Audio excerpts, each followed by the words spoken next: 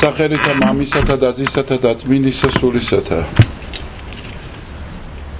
დღეს არის ერთ-ერთი 12-თაგანი დიდი დღესასწაული მართლმადიდებლურ ეკლესიაში, რომელიც გამოირჩევა თავისი შინაარსით.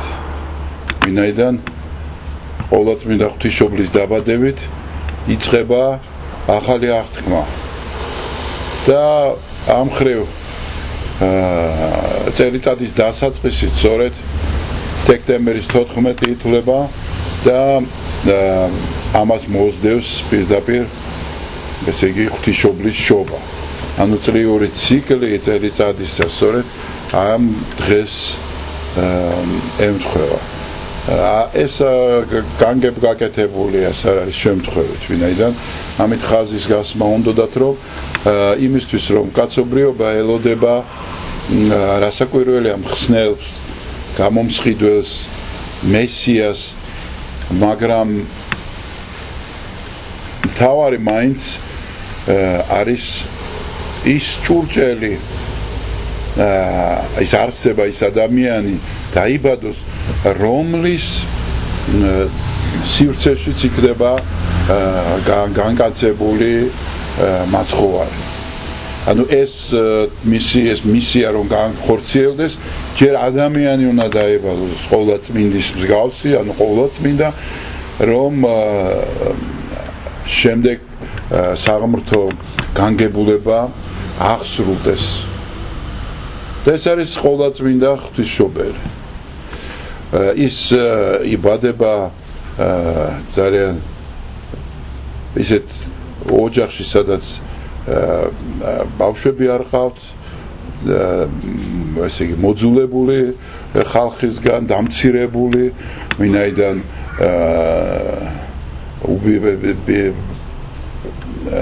ბერწობა ითვლებოდა ცოდვად, უშვილობა ითვლებოდა ღვთის რისხვად და სასჯელად და ამიტომ ისეთ თემურსა საზოგადოებაში, რომელშიც იოაკიმ და ანა ცხოვრობდნენ, რასაკვირველია მათ ჰქონდათ დამცირება და ეს დამცირება პირველ რიგში აისახებოდა სამუდელოების მხრიდან, ხო? ეს იმას ნიშნავდა, რომ წარმოიდგინეთ, სამუდელოება არ იღებდა მათგან შესაწირს, როცა მათ ღვთისმსამართლობელად შესაწირად მიყავდათ ესა თუ ის პირუტყვი. წარმოიდგინეთ, რომ რომელიმე თქვენგანს ეს მოუვიდეს და ეკლესიაში არ შეუშვან და დაუწუნონ. და მაშინ თან ყველაფერი იყო დამოკიდებული სწორედ სამუდელოებაზე. სამუდელოება განსაზღვრავდა ხოლმე ძალიან დიდ რამეს, გადამწყვეტ როლს ადამიანისას, რომელიც საზოგადოებაში კვიდრობდა. და ეს სამუდელო განწყობა ასეთი მათ მიმართ აისახებოდა მრევლშიც, ხალხშიც და ის ხალხიც თვლიდა, რომ ისეთი მძიმე ცოდვილები არიან, ღმერთი არ აძლევთ მათ. რატომ ითვლებოდა უშვილობა უმძიმეს ცოდვად? იმიტომ რომ იუდეველებს კარგად ესმოდათ და იცოდნენ, რომ მესია სწორედ მათი სისხლიდან უნდა დაბადებულიყო, მათ წრეში უნდა დაბადებულიყო და რახან შენ ბავშვს ვერ აჩენ, ესე იგი შენ განდევნილი ხარ აი ამ წრიდან, იმიტომ რომ ანუ შანსიც არ გაქვს, რომ შენ იმ წრის შენსგან განხორციელდეს ეს მესია. ხო და თან პლუს ამას ის რომ აბრაამს დაპირდა უფალმა, რომ შენს მოდგმას გავხდი ურუცხთ ვითარცა ქვიშა. ანუ ეს იმას ნიშნავს, რომ რახან არ გამრავლებს ღმერთი, შენ ხარ ძალიან დიდი ცოდვის მქონე და ამიტომაც შენ არ გაქვს წყალობა ღვთისა უთავრესი, რომელიც იმას გულისხმობს, რომ გააგრძელო და გაამრავლო შენი ერი. აი ესე მძიმე მდგომარეობაში ჩავარდნილები აჩენენ სწორედ ყოვლადწმინდა ქალწულს. და აქ არის კიდევ ერთი ძალიან მნიშვნელოვანი რამ, რომ კი დაიბადა ყოვლადწმინდა ღვთისმშობელი, მაგრამ აღსრულდა უკვე ღვთის განგებულება, უკვე მორჩა მისი დაბადება სრულიად გარანტია იმისი, რომ აუცილებლად მაცხოვარიც იბადება? არამც და არამც, იმიტომ რომ ღვთისმშობელი იბადება თავისუფალ ნებაში. და მისი არჩევანი ჩვენ ვნახეთ ხარების დროს, როცა გაბრიელმა ახარა მას მაცხოვრის მესიის შობა. სწორედ ეს ახარა და უთხრა, რომ შენგან იშვება მხსნელი სოფლისა.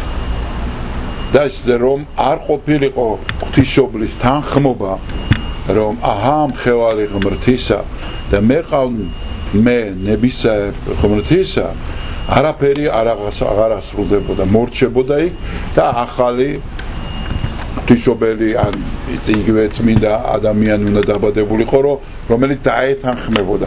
ანუ აქ არის ლაპარაკი იმაზე, რომ იმდენად თავისუფალია ადამიანი ღმერთში, ისე ქმნის და ისე აჩენს ღმერთი ადამიანს, რომ ამ ხელა საქმესაც კი, როგორიც არის მთელი კაცობრიობის ისტორია, მისი შეცვლა, მისი გამოსყიდვა, მისი გადარჩენა, ხსნა, ანუ აი რაც ღვთისმშობლის შობას მოყვა, ამის და მიუხედავად მას აქვს არჩევანი თქვას უარი იყოს ჭურჭელი ღმრთისა. და მართლაც ამ თანხმობამ შემდეგ გამოიწვია ის, რაც მოხდა ჩვენს თავს, სიკეთეების დიდი კოსმიური მოვლენა, რაც მაცხოვრის შობა იყო და შემდეგ კაცობრიობის გამოხსნა. ღვთისმშობელი ამის გამო არა მარტო იმისა, რომ მაცხოვარია მისგან შობილი, არამედ თვითონ თავისი დამსახურებების გამო, თავისი ამ ადამიანური თვისებების გამო ის ყოვლად წმინდად, ყოვლად უბიწოდ და უმაღლესი ეპითეტებით შეიმკა. და არ არსებობს ადამიანი დედამიწაზე გაჩენილი, რომელსაც ამდენი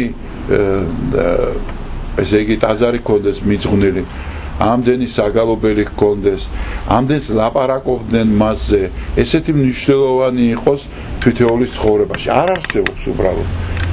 ხო?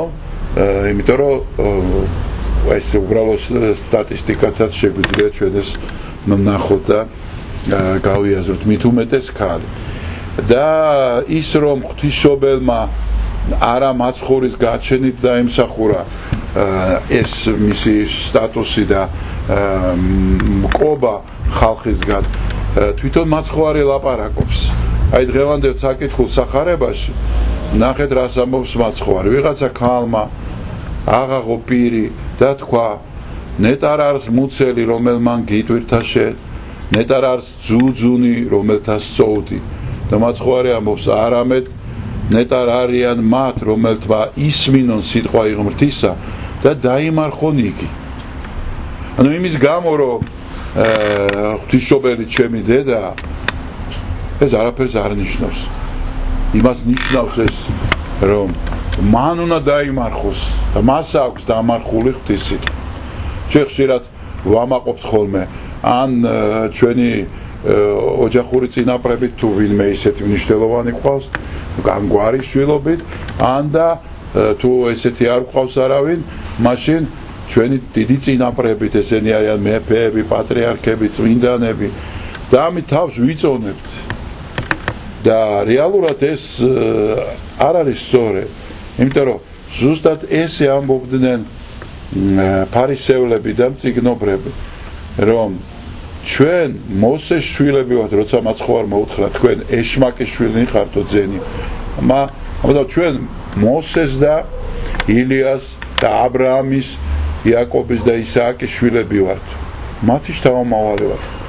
მაცხოვარმა უთხრა, არა, თქვენი საქმენი ამას არ უჩვენებს.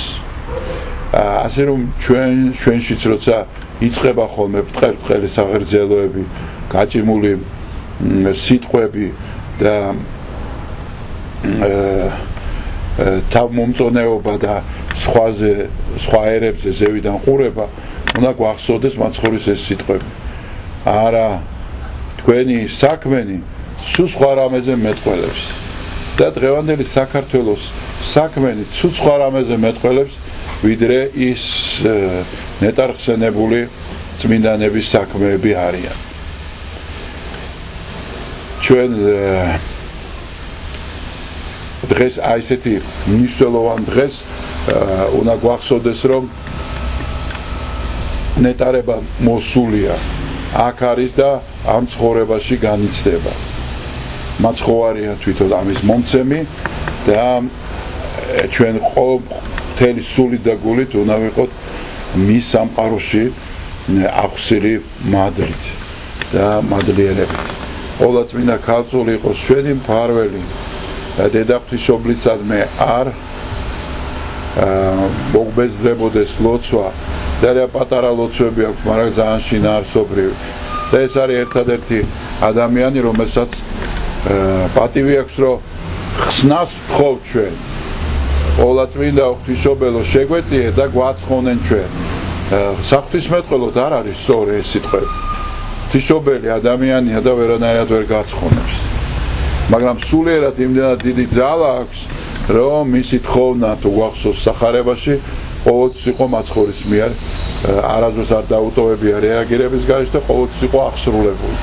ამიტომაც ვეუბნებით, რომ გვაცხონეს. იგი შენი სიტყვა ტოლფასია ცხონების ღვთის წინაშე. ასე რომ ღმერთმა დაგლოცოთ, გაგახაროთ და აღვესრულებიოს მაცხოვრის სიტყვები ჩვენ ცხოვრებაში.